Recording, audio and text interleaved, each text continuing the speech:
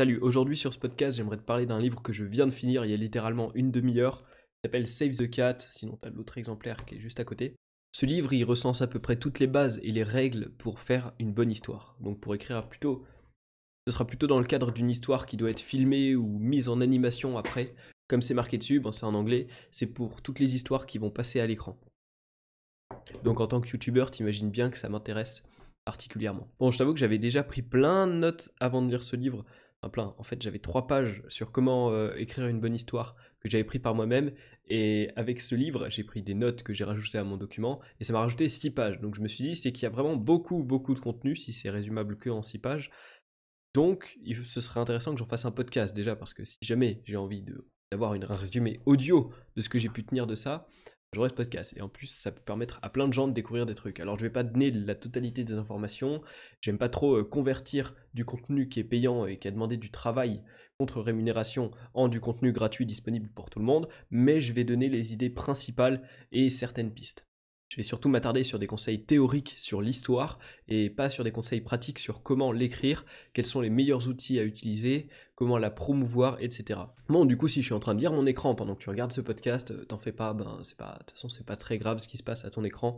L'essentiel, ça va être plutôt ce que tu entends. L'idée la plus importante, c'est que ton histoire, elle doit être résumable en à peu près une ligne ou une phrase. Et qu'elle doit tenir ses promesses. C'est-à-dire que si tu es incapable de résumer l'histoire, ça va pas. Mais si tu résumes l'histoire, mais qu'en même temps, l'histoire, elle correspond pas exactement à ce que tu résumes, c'est-à-dire qu'il y a des trucs que tu dis pour enjoliver l'histoire, ben ça va pas non plus. Il faut que l'histoire elle soit claire et qu'elle tienne ses promesses. Il faut qu'il y ait d'ailleurs une certaine ironie dans cette ligne, ou alors ça peut être dans le titre, il faut qu'il y ait une situation un peu amusante, et la précision d'un contexte dans le temps est souvent appréciable. Par exemple, ça peut être un film qui se déroule autour de Noël, où la trame ce sera, c'est rien, un Noël qui se passe mal ou quelque chose comme ça. Ça peut aussi être un week-end en famille ou quelque chose comme ça. On doit pouvoir visualiser à peu près à quelle période de l'année ça se passe. C'est assez important. Et en général, pour une histoire, la mécanique du fish out of water, elle fonctionne assez bien. En gros, ça se traduit par poisson hors de l'eau. Et du coup, c'est l'histoire d'un personnage qui est sorti de son élément naturel ou initial dans lequel il est à l'aise pour rencontrer un monde un peu différent, un peu plus hostile. Et là, ça va être intéressant parce que ça va pas être quelqu'un qui réagit comme dans sa vie de tous les jours, mais qui va être face à des difficultés qu'il ne connaît pas. Et ça, c'est assez intéressant. Évidemment, il faut avoir une audience et un budget, et au niveau du titre, on a dit qu'on ne s'intéressait pas particulièrement aux aspects pratiques, mais surtout à l'histoire. Ok.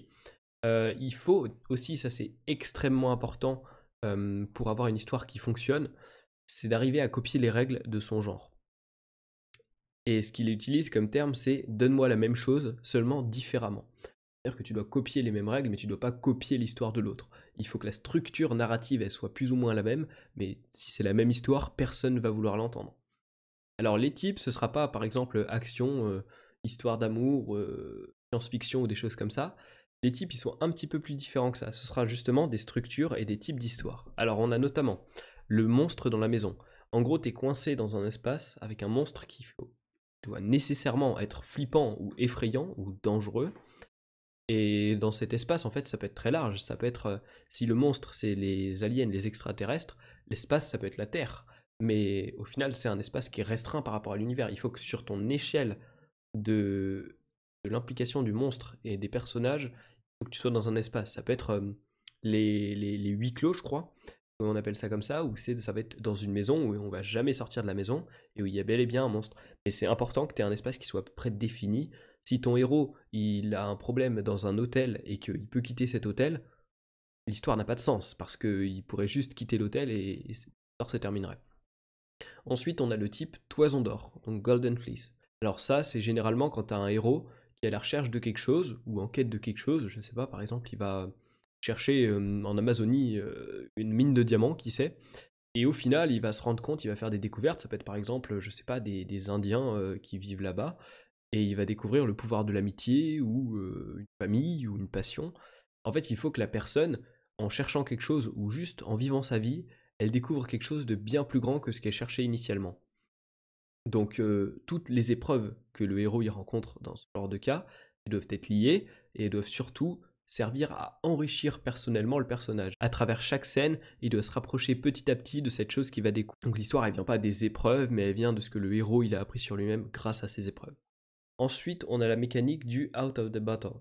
En gros, c'est j'aimerais avoir quelque chose, quelqu'un qui fait un vœu, il manque de quelque chose dans sa vie, et bim, comme ça, par magie, il obtient cette chose. L'exemple assez facile, c'est Bruce Tout-Puissant qui devient Dieu. Bon, dans ce cas-là, il demande à devenir Dieu et il devient Dieu, et avec toutes les responsabilités qui en découlent, comme dans le film. Donc le personnage, il a l'air d'être dans une situation assez misérable, où on a envie que son vœu il se réalise, ça c'est très important, sinon le vœu n'a pas de raison d'être réalisé. Donc c'est ce qui se passe, mais le personnage il doit aussi affronter les difficultés qui sont liées du vœu, qui en découlent et qui sont les conséquences naturelles. Donc finalement, le héros, il va certainement découvrir que la magie de son vœu, elle fait absolument pas tout dans sa vie, et qu'il est certainement mieux de retourner à la situation initiale, ou plus ou moins, hein. L'objectif c'est pas de faire départ, oh tiens il se passe un truc et on retourne au départ. C'est que tu vois, il faut qu'il ait une prise de conscience et que sa situation elle soit un petit peu améliorée quand même. Donc voilà, ça permet surtout assez souvent de mettre une morale à la fin sur des fois on pense vouloir des choses et au final ça nous apporte plus de problèmes qu'autre chose. Ensuite on a la mécanique du mec avec un problème. Donc c'est quelqu'un d'ordinaire qui se retrouve dans une situation extraordinaire. Et ça lui crée des problèmes à résoudre, naturellement. Ce qui fait fonctionner l'histoire, c'est surtout la taille du challenge. Ça peut être par exemple de sauver sa femme de main de terroriste quand on est un individu lambda, ça peut être à peu près n'importe quoi en fait, dès que ça devient un challenge. Et plus grand sera l'ennemi, meilleur sera le gentil. Donc c'est super important de rendre l'ennemi aussi méchant que possible. Et finalement, le héros, il va triompher grâce au fait qu'il est un individu normal et grâce aussi à ses traits de caractère qui lui sont propres. C'est pas parce qu'on est normal que on n'est pas original d'une certaine façon, tu vois. On est par exemple, j'en sais rien, par les allumettes. Et la solution du truc, ça va être qu'il doit craquer une allumette pour trouver la solution, tu vois. Ça peut être n'importe quoi. Mais il faut qu'il y ait une certaine originalité quand même dans le personnage, qui permette de résoudre le problème. Ensuite, on a les rites de passage. Alors ça, c'est un passage compliqué de la vie.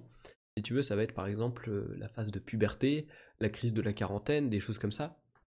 Où en gros, le monstre qui t'attaque, il est un petit peu vague, en fait, tu sais pas exactement ce que c'est. Et tout le monde vit bien autour de toi, mais il y a juste toi qui a un problème. Et petit à petit, ben, le héros, il va réaliser ce que le monstre est. Donc ça peut être, j'en sais rien, ça va être la remise en question de plein de choses. La quarantaine, ça va être le fait qu'il a l'impression de vieillir, etc. Tu vois, il faut prendre petit à petit conscience de ça. Et la fin, elle va se caractériser par un relâchement, par le fait que c'est des forces qui sont plus puissantes que soi et contre lesquelles on ne peut rien. Donc, ben, on va accepter notre humanité et on va se dire, ben, c'est la vie. On a ensuite le style des, des bons moments entre potes, buddy love, je sais pas comment traduire ça. Un film de deux super potes du coup qui font quelque chose de ou plus hein, éventuellement. Ça va être en gros une histoire d'amour déguisée. Au début, les potes ils se détestent, mais leur aventure ensemble elle les rapproche progressivement et ils se rendent compte qu'ils ont besoin l'un de l'autre parce qu'ils sont incomplets tout seuls. Ça mène nécessairement à un conflit parce que personne ne veut admettre avoir besoin de quelqu'un. Suite à ça, t'as souvent une des deux personnes qui va changer radicalement, quand l'autre elle va changer assez peu. Du coup, on va se concentrer beaucoup sur l'évolution de cette personne-là. Ensuite, on a Widen It, c'est en gros pourquoi. On va pas s'intéresser à qui porte l'action, mais à pourquoi. Par exemple, un crime qui révèle un aspect de la nature humaine qu'on n'aurait pas imaginé, et l'intrigue va nous révéler pourquoi. Quel aspect, quelle origine a ce crime. Euh, L'audience, ça va être en gros le détective, si tu veux, et au final, à travers ce genre de film, on finit par enquêter sur soi-même et se demander si on serait vraiment capable d'être aussi méchant ou sombre. Si tu veux, du coup, voilà, il faut qu'il se passe un truc assez dramatique, assez sombre, et pas qu'on se demande qui a commis ce crime, mais bien pourquoi il l'a commis. Et là, il va y avoir toute une histoire. C'est un petit peu, si tu veux, comme avec Joker, enfin avec le Joker dans Batman The Dark Knight, où il t'explique complètement pourquoi il a fait tout ça, et tu saisis un petit peu la folie du personnage, et ça permet de te remettre un peu en question. En bref, il y a pas mal de films comme ça, où à la fin tu te demandes, putain, est-ce que je serais capable de ça ou alors tu te dis, l'humanité elle est pourrie si t'es vraiment un gros pessimiste, mais voilà, c'est des films qui du coup te font prendre conscience de certaines parts sombres de l'humanité. Ensuite, on a la mécanique qui est assez souvent utilisée de l'idiot triomphant. En gros, ça va être quelqu'un qui est plutôt un outsider qui va triompher d'une situation par chance ou par persévérance. Il faut que l'audience ressente petit à petit de l'espoir qu'il puisse réussir. Donc si tu veux, il faut placer l'idiot contre un ennemi bien établi. Ça, c'est très important. Souvent, ça va être l'idiot, justement, il va être placé contre une institution à laquelle il va s'attaquer. Un truc qui est vraiment énorme par rapport à lui et qui est souvent quelque chose de pris trop au sérieux par la société. Ça peut être, je sais pas, la bourse, tu vois, enfin un truc qui soit pris au sérieux, ou la politique, ou le rapport à l'argent, des choses comme ça. Et c'est cet idiot, du coup, qui va voir la chose de manière très différente et soit très naïve, soit très bizarre. Ça va faire un peu rire, mais finalement, il faut qu'il gagne. Donc tu auras aussi d'ailleurs souvent une personne qui sera un insider et qui va lui affirmer à cet idiot qu'il gagnera jamais, que ça sert à rien ce qu'il fait, etc. Et c'est souvent cette personne du coup qu'on va détester tout le film, qui va être le méchant tout le film et qui à la fin se fera humilier. Ensuite, tu as les films institutionnalisés. En fait, je ne saurais pas exactement comment traduire le titre, c'est institutionalized. Donc ça va être l'histoire d'un groupe, d'une famille ou d'une bande de potes, peu importe, dans lesquels la cause elle va être mise avant les besoins de l'individu. Et tout dans l'histoire, du coup, découle des avantages et des inconvénients à mettre le groupe avant l'individu. Dans le cas où on prend le groupe d'une civilisation différente ou future, c'est très intéressant et très pratique de la présenter par un nouvel inexpérimenté qui rentre dans le groupe. Par exemple, si tu veux faire intégrer une secte ou un collège particulier, il faut que ton individu qui veuille le rejoindre, il apprenne les valeurs du truc, histoire qu'on comprenne à peu près qui sont les membres, et qui passe par des rituels assez compliqués. Ça peut être des rites d'entrée, du bizutage ou d'autres choses, mais qui sont une partie du groupe, tu vois. Il faut que ce soit dans le cœur même et l'esprit du groupe, afin qu'on puisse mieux comprendre le groupe. C'est vraiment pas mal, et puis, ou alors juste quelqu'un qui va visiter, je sais pas, mettons, il veut intégrer un musée, et ben il va se faire visiter le musée par quelqu'un qui va lui dire ok, donc là ce sera là où t'auras les toilettes, là lui c'est le boss donc fais gaffe à lui. Il faut qu'en gros que tu aies quelqu'un pour lui expliquer, et ça permet aussi aux viewers de bien comprendre l'histoire, et ça c'est assez pratique en tout cas pour le faire. Ça doit aussi se terminer par une question qui sera celle-ci que se posera le héros qu'on aura suivi, c'est mais qui est le plus fou? Est-ce que c'est eux ou est-ce que c'est moi? On sera souvent aussi face à un sacrifice qui sera au profit du groupe et avec un impact aux conséquences sujettes à interprétation. Par exemple, le héros, pour sauver son groupe, il va accepter de perdre la vie. Au final, le problème auquel était soumis le groupe, il va quand même se poser comme si le sacrifice avait servi à rien. Et du coup, on va commencer à se poser des questions sur le sacrifice. Enfin bref, dans tous les cas, il faut que tu aies un sacrifice qui ait une interprétation qui soit mitigée, soit discutable. Ça, c'est assez important. Après, t'as la mécanique du super-héros. Alors, c'est pas nécessairement un super-héros avec des pouvoirs, ça va être la mécanique inverse du mec avec des problèmes. Ça va être une personne extraordinaire dans un monde ordinaire. Ça nous incite notamment à donner notre sympathie au héros, parce qu'il doit traiter avec des gens normaux. Du coup, il y a une certaine incompréhension. D'ailleurs, ce genre de film, il est assez apprécié par les ados et par les gens qui viennent de niche, parce que ça reflète pas mal l'idée de ne pas être compris. Les esprits normaux, ils deviennent un obstacle au héros, et être spécial, ça devient difficile. Toute la sympathie envers ce personnage qui est différent, elle doit découler des difficultés qu'il rencontre à cause de sa différence. D'où le fait que, du coup, quand t'es un petit peu spécial dans ta vie, tu aimes beaucoup ce genre de film parce que tu t'y identifies pas mal. Souvent d'ailleurs les suites elles sont assez pourries parce qu'on oublie souvent de faire ressortir la sympathie. C'est-à-dire que souvent notre héros il a accompli quelque chose et on se dit ok, dans le deuxième épisode il va accomplir quelque chose d'encore plus grand ou quelque chose de nouveau, mais on oublie de redévelopper cet aspect sympathie et empathie envers le héros. C'est ce qui mène souvent à des suites qui sont généralement des fiascos. D'ailleurs finalement le héros il sera jamais totalement compris. Voilà, du coup, on a vu à peu près tous les styles d'histoire. Et on va justement revenir sur un petit peu comment on doit articuler l'histoire. Alors, c'est très important de raconter l'histoire d'un personnage qui fait quelque chose. Alors, ton personnage, et là tu rajoutes ton objectif. Il est comme ça, il fait ça, il doit avoir une caractéristique qui le définit. C'est assez important. Et ton méchant doit aussi avoir un adjectif qui le décrit.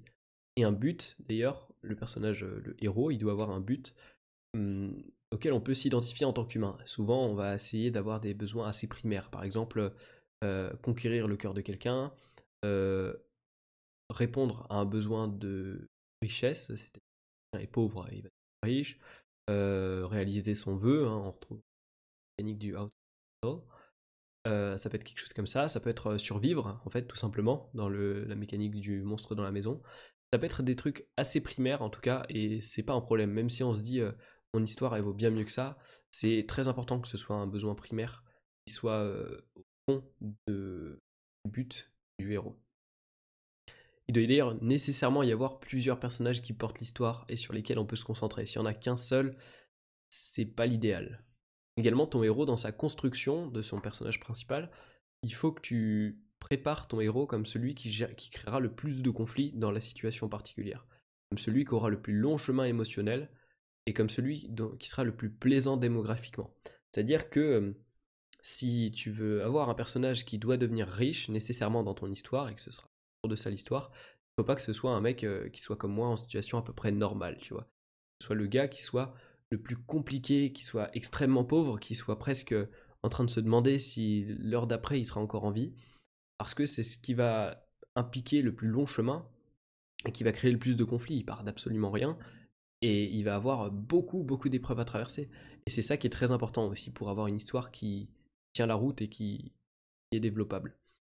Le héros d'ailleurs, il doit aussi avoir, on revient sur cette idée de besoin primaire, il doit avoir des besoins primaires qu'il cherche à satisfaire, hein. Comme je l'ai dit, ça peut être l'amour de quelqu'un, ça peut être aussi la santé ou la protection de quelqu'un, la peur de se faire tuer, l'envie de sexe, la faim, la survie, ça peut être plusieurs choses assez primaires en général. D'ailleurs, c'est plus facile de faire une histoire de couple, de famille ou de potes. Ce sont des gens qu'on a tous dans nos vies, ça c'est important à noter. L'être humain, il aime les choses auxquelles il est habitué. Et si tu mets un personnage auquel tu n'as pas un rapport qui est assez retrouvable dans la société, par exemple, je sais pas, un coach sportif, si t'es pas sportif, tu sauras pas exactement ce qui se passe. Si ton histoire c'est entre un coach sportif et son élève, ça va être un peu plus compliqué de s'y identifier que si c'était entre un père et son fils. Donc voilà, ça c'est quelque chose d'assez important. Le héros, il doit nécessairement être celui qu'on veut le plus voir gagner, celui qui offre le plus de conflits, encore une fois, et celui qui est le plus appréciable. Pour un bon héros d'ailleurs, on doit pouvoir s'y identifier, en apprendre de lui, hein, apprendre des choses, tirer des leçons sur sa propre vie, et avoir une bonne raison de le suivre, de vouloir qu'il gagne. Au niveau de la structure, c'est important d'avoir une bonne image d'ouverture, une opening image. J'imagine que du coup, ça peut être la première image que tu vois, ou la première scène, si tu veux faire un peu plus large. Il faudra d'ailleurs nécessairement qu'elle contraste beaucoup avec l'image finale. Ça peut être, je sais pas, un château délabré sur l'image initiale, et un château complètement rétabli où rayonne la joie à la fin du film, ça peut être ça. Mais il faut que du coup ça donne le mood, que ça donne le ton du film et l'ambiance, mais que ça contraste aussi avec l'ambiance finale. Donc voilà. Et vraiment ce contraste c'est assez important. Ensuite on a le theme stated, donc le thème du film. Il y a un personnage qui va poser une question ou un fait. Ce sera pas le héros, mais ce sera souvent au personnage principal que ce thème sera donné. Il va s'étaler tout le long du film. Par exemple, je sais pas, ça peut être un prince qui peut être la succession du roi parce que le roi est sur fin de vie, et le conseiller du prince, qui peut-être sera un méchant, j'en sais rien, mais va dire au prince mais est-ce que tu veux vraiment devenir roi? Est-ce que t'as pas envie d'une autre vie? Il faut que voilà, il faut qu'il y ait une question qui soit posée et que ça donne l'histoire du film et que proposition on puisse établir comment ça va se passer la suite du film. Il faut pas que ce soit non plus trop évident. Ça se place dans une conversation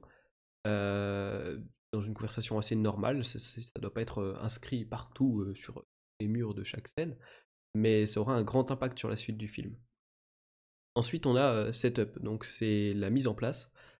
Il faut capturer l'attention. C'est à ce moment-là que c'est important de capturer l'attention parce que sinon, ton viewer, il va soit changer de chaîne s'il est devant la télé, soit se barrer du cinéma ou demander remboursement. Il faut présenter et exhiber le personnage principal. Il faut que tu comprennes qu'est-ce qui va en être. Il faut que le personnage il veuille ce dont il manque. Et d'ailleurs, il faut créer 6 choses dont il a besoin, 6 choses qu'il faut réparer. Le terme qu'il utilise, c'est 6 things that need fixing. Donc 6 choses à réparer, voilà. D'ailleurs, c'est aussi la partie où on est un petit peu avant la tempête, Ce qui se passe, c'est que si on continue sur la ligne du cadre de départ, on sait qu'on va droit vers la mort ou vers l'ennui ou vers quelque chose qui est absolument pas attirant et qu'il faut qu'il y ait un conflit pour que quelque chose se passe mieux dans la vie du héros. Et c'est pour ça que du coup c'est la partie avant la tempête. On commence à introduire petit à petit l'idée que les choses elles doivent changer. Ensuite, le catalyseur. Après que le contexte il a été placé, celui-ci il explose dans cette partie. On place le conflit, un messager, une contrainte, un problème, hein. Ça peut être n'importe quelle façon d'amener le conflit et le problème, mais il faut qu'il apparaisse à ce moment-là. C'est à ce moment-là qu'il y aura des événements qui vont changer la vie du personnage et qui seront souvent déguisés comme des mauvaises nouvelles. Ça va être le conflit, tu vois, on n'a pas envie de sortir de sa routine, mais ça va être le conflit qui va te permettre de créer une meilleure routine.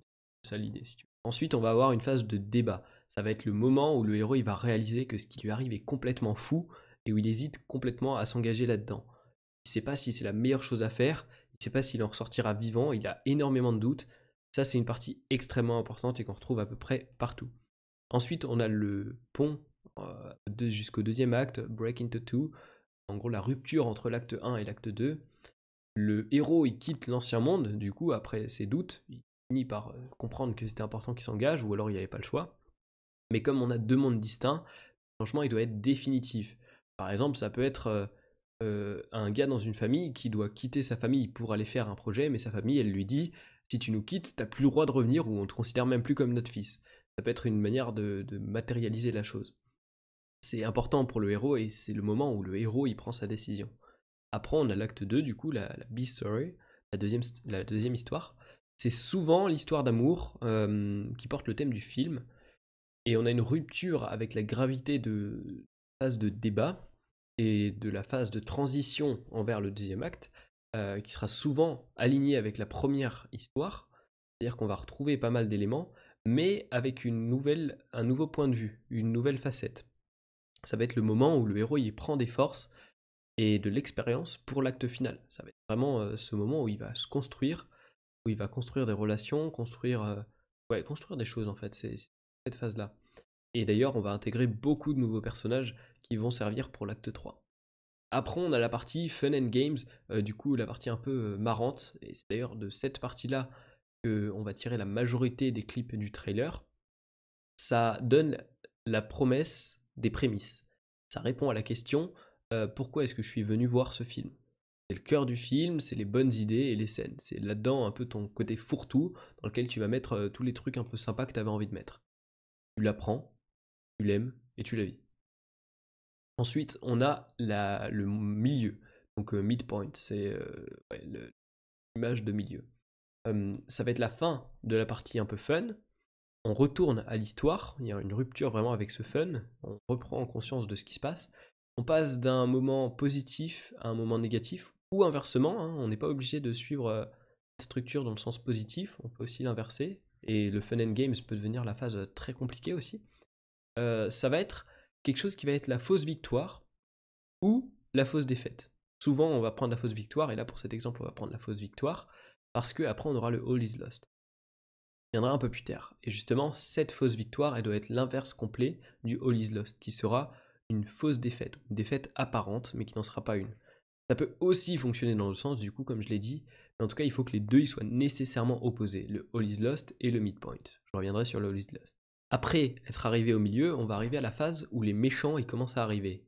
En fait, c'est la partie la plus compliquée à écrire en général, après avoir été défait, ou après juste s'ils commencent à apparaître, les ennemis ils se regroupent en force et l'équipe du héros elle est en proie au doute. C'est ce moment-là où tout a l'air d'aller très très mal. L'équipe du héros elle commence à avoir des tensions, de la jalousie peut-être. Là-dedans ils se sentent très faibles dans l'équipe du héros et à ce moment-là c'est le moment où les méchants ils se sentent le plus fort. C'est vraiment là où on va commencer à basculer dans quelque chose de très négatif. Le héros il est en proie à de très très grosses difficultés. Et là on arrive au All is Lost, où en gros, il va y avoir une défaite du héros qui semble signer la fin de l'histoire. Mais c'est qu'une défaite en apparence. C'est souvent cette phase où on va avoir l'odeur de la mort, comme il appelle l'auteur. En gros, t'as souvent un personnage important qui meurt. Par exemple, c'est souvent dans cette phase où le mentor il va mourir. Par exemple, Obi-Wan Kenobi dans Star Wars. Si on n'a pas de mentor, ça peut être aussi la mort de n'importe quoi. Ça peut être un animal de compagnie, une amitié, l'environnement. Il faut que la mort elle soit symbolique en tout cas, il faut qu'on la ressente. tout meurt. L'ancien héros, les anciennes idées, le contexte de départ, c'est vraiment, il y a une rupture au All is Lost. La fusion de la première et de la deuxième histoire, elle va se passer à ce moment-là, de la thèse et de l'antithèse. On va ouvrir sur une nouvelle vie, qui sera la synthèse justement. La mort de quelque chose, elle rend uniquement cette partie plus poignante. Elle n'est pas indispensable, mais elle est quand même vachement importante. Après, on a la nuit sombre de l'âme, donc Dark Night of the Soul. C'est un peu comment le personnage il va réagir au All is Lost. C'est ce moment juste avant que le héros il trouve au fond de lui l'idée qui va tous les sauver. Mais à ce moment-là, l'idée elle n'est pas encore visible. Ça va être ce moment où le héros il peut s'adresser à la caméra ou au ciel et dire Seigneur, pourquoi m'as-tu abandonné? C'est vraiment ce moment où il est complètement perdu et on voit sa réaction. Ça fonctionne parce que c'est primaire, on est tous passés par là. Et quand on admet notre humanité et qu'on laisse notre contrôle des événements dans les mains du destin, on trouve une solution. On a tous eu un problème dans notre vie et finalement, généralement, le temps a été la chose qui résolvait le problème. On doit être battu et le savoir pour pouvoir en tirer une leçon. Ensuite, on a la rupture pour aller à l'acte 3. Grâce aux personnages et aux discussions qui sont dans l'acte 2, le héros il a trouvé une solution pour battre les méchants qui ont gagné dans l'histoire de l'acte 1. Souvent la fille de la love story, si on a une histoire d'amour, elle va souvent fournir au héros la solution. Le héros il a la solution et il doit la mettre en place pour battre les méchants. C'est cette phase où il connaît la solution, mais il doit la mettre en place. Et aussi pour gagner le cœur de sa bien-aimée, si jamais il y en a, ou répondre à son besoin primaire. En tout cas, c'est vraiment le moment où il commence à trouver la réponse. Ensuite, on a la partie finale, qui sera quand les leçons apprises elles vont être appliquées. On va être sur la phase où le héros il va triompher. Changement de l'ancien monde pour un nouveau monde. Et ce grâce au héros et à ses expériences. Il faut qu'il soit responsable de ce changement et que ce changement soit positif. Il faut que les méchants ils soient dissolus pour qu'on rétablisse l'ordre. Les lieutenants et les hommes de main ils meurent et puis le chef à son tour. La principale source de problème, elle doit être complètement démantelée pour que le nouveau monde puisse exister. Ces deux choses sont incompatibles. Si les méchants existent encore, le nouveau monde ne peut plus exister. Et c'est souvent cette phase où on aura une nouvelle société qui va naître. Le héros, il ne doit pas juste gagner, il doit complètement changer le monde d'une façon satisfaisante émotionnellement. Si on est frustré du changement qui a lieu, l'histoire n'est pas bonne.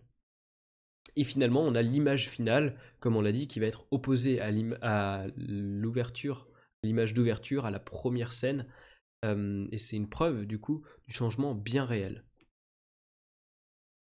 Après, on a des choses qui sont assez connues en général. Il faut que à chaque scène, il y ait un changement émotionnel. C'est-à-dire que si ton personnage il rentre dans un bar et qu'il est tout content parce qu'il va boire sa bière, il faut qu'il y ait une baston par exemple ou un personnage qui vienne lui annoncer une mauvaise nouvelle et que ça crée un conflit. Il faut nécessairement un conflit dans chaque scène et il faut que la teneur émotive de la scène elle change. C'est-à-dire qu'elle passe de positif à négatif et puis la scène d'après elle va passer de négatif à positif. C'est-à-dire qu'en sortant du bar il est complètement à la ramasse, il va pas bien du tout, et là il va faire une autre rencontre qui va lui remonter le moral, ou alors il va prendre conscience de quelque chose qui va changer la donne, ou alors à travers cette mauvaise nouvelle, il va trouver une idée pour la suite. En fait, il faut que la teneur émotionnelle de chaque scène, elle s'inverse à chaque fois, du début à la fin de la scène. Sinon, la scène, elle n'a aucun sens et vous pouvez complètement l'enlever du script. Il faut penser chaque scène comme un mini-film, si on voulait. Donc vous voyez, hein, comme cette structure, on la retrouve aussi pas mal dans les musiques, par exemple. C'est une structure qu'on retrouve assez à beaucoup d'endroits. Dans les musiques, on a notamment couplet-refrain, couplet-refrain, pont, couplet-refrain. Donc on a acte 1, acte 2, All is Lost, donc le pont, genre transition, on a l'impression que ça va être terminé parce que ça change. Et acte 3. C'est quelque chose qu'on retrouve pas mal. Ça, il l'a pas marqué, ça c'est mon interprétation. Moi, j'en suis fier, du coup, je la mets dans le podcast. Non, mais du coup, c'est une structure qu'on retrouve pas mal et qui fonctionne assez bien. On peut aussi lier ça à la règle du jamais 2 sans 3. On fait 3 actes parce que 2, ça sonne un petit peu court ou un petit peu simple. Et 4, ça commence à être un peu beaucoup. C'est une structure qui fonctionne bien. Après, respecter toujours les règles, je sais pas si c'est quelque chose qui est nécessairement bien. Il faut parfois savoir un peu innover. Voilà, là, on est sur mon avis personnel. Donc après, à part ça, il explique pas mal de règles qui sont intéressantes à mettre en place et pas mal d'erreurs qu'on fait souvent. Je vais citer juste 2-3 règles parce que j'ai pas envie d'expliquer absolument tout le livre. Ce serait pas cool envers l'auteur. On a notamment, par exemple, le pape dans une piscine. En gros, c'est le nom de la règle, si vous voulez. En gros, il explique ça parce que c'est une scène où il a vu que le pape, il nageait dans une piscine pendant qu'un autre personnage expliquait des trucs. En fait, c'est la partie où je vais donner tous les détails qui sont chiants à expliquer, mais qui sont nécessaires pour comprendre l'histoire. En fait, d'un point de vue audio, tu vas entendre les détails, mais d'un point de vue visuel, il va se passer un truc complètement aberrant ou complètement surprenant qui va captiver ton attention visuelle, mais en même temps, ton subconscient, il aura entendu ce qui se dit et ça va te permettre de comprendre l'histoire. Ça, c'est quelque chose qui est assez pratique pour intégrer des données. Ensuite, on a le Double Mumbo Jumbo. Ouais, le nom est assez compliqué, on dirait un combo de la mort qui tue. C'est en gros le fait que le public il va accepter qu'un seul événement magique pendant le film, pas deux. Par exemple, lui, l'exemple qu'il prend, c'est avec Spider-Man. Spider-Man, j'ai dit le nom vraiment très français, voilà. Et Spider-Man, du coup.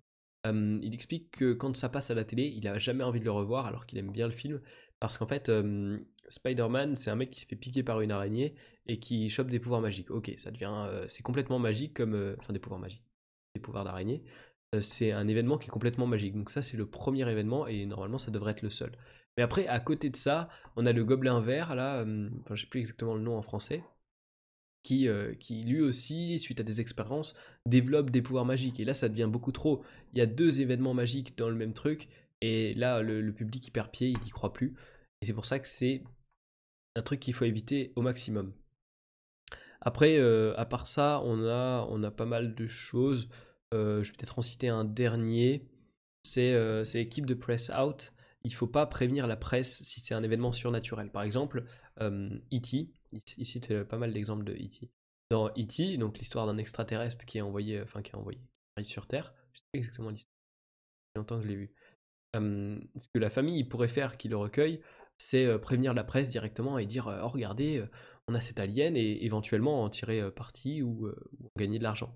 Mais il faut jamais faire ça parce que la magie elle reste réelle tant que le secret il est conservé entre le héros ou la famille ou le contexte, le groupe si tu veux, et le spectateur.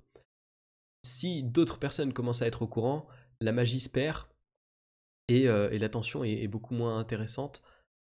Enfin, tu peux moins captiver l'attention quand tout le monde est absolument au courant de ça, alors que des fois il faut le cacher, il y a cet aspect un petit peu secret, mystère, et cet aspect on est dans la confidence et tout le monde ne le sait pas, et en plus ça permet de, quand tout le monde va découvrir ça, d'avoir un véritable enjeu de drame, et ça peut être le All is Lost, donc c'est plutôt quelque chose d'assez intéressant et à garder en tête.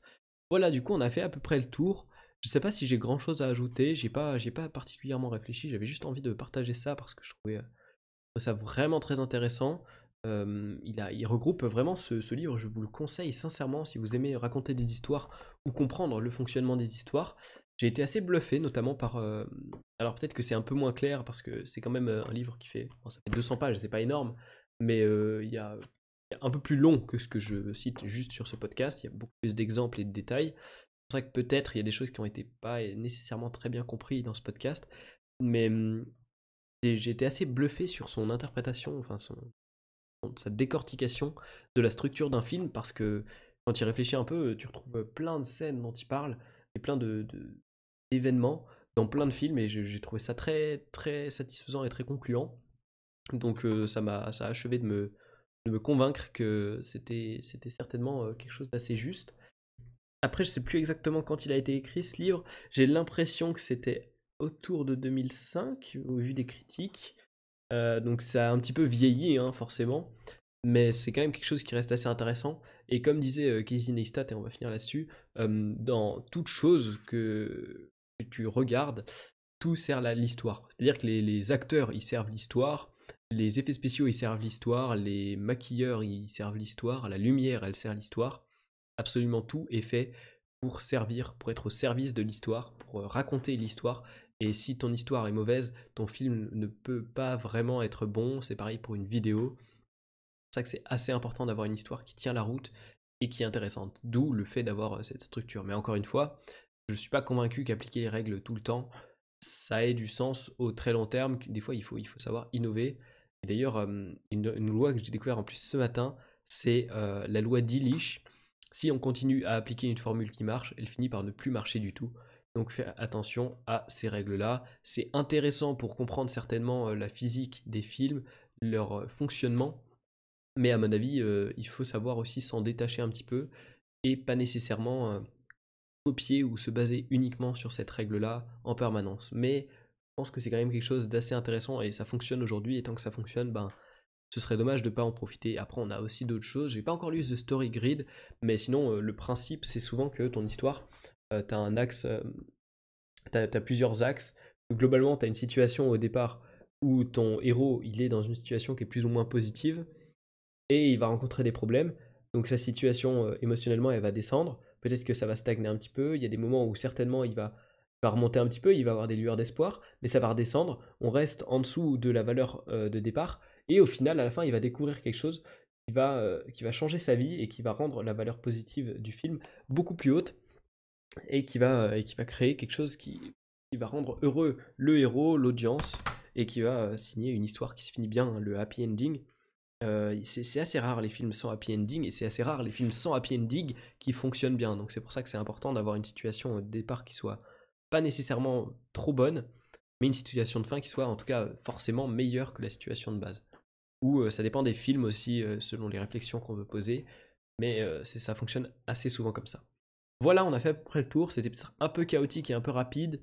Je prends les commentaires pour la prochaine fois. J'avoue que j'ai hésité à traduire littéralement tous les chapitres.